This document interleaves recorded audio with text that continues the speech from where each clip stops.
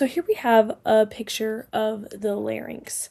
And on the left is the larynx put together, and then on the right are four separate laryngeal cartilages or parts that make up the larynx that are specific to notice.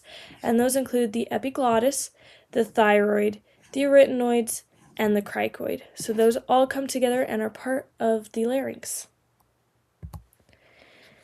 There are several different intrinsic muscles, and we won't go over all of them, but there's a couple that we're going to specifically focus on that are worth mentioning. And that's the oblique arytenoids, which can be shown, it's these X-shaped muscles. The posterior cricoarytenoid, which is a little bit lower. And then over on the right side, we have the thyrovocalis, which is on the inner portion. It's kind of that faint blue line.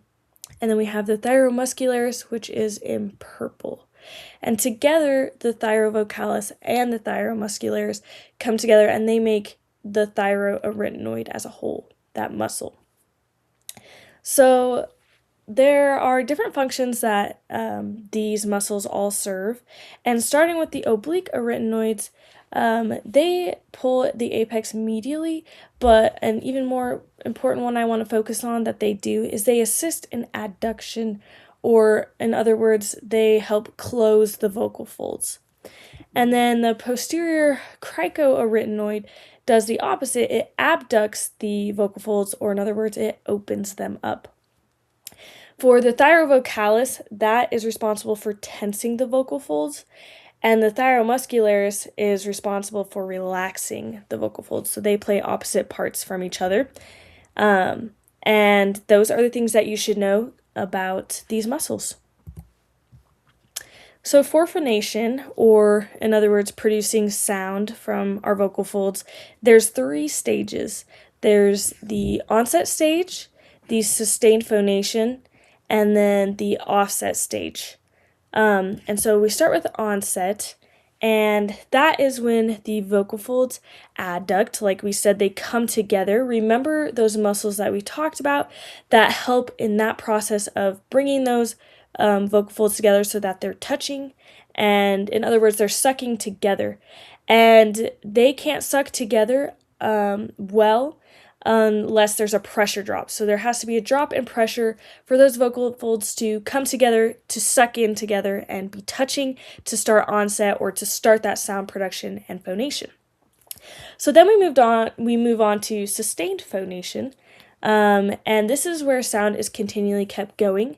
And there are several factors that work together to help us maintain that sound that's coming out as we are talking.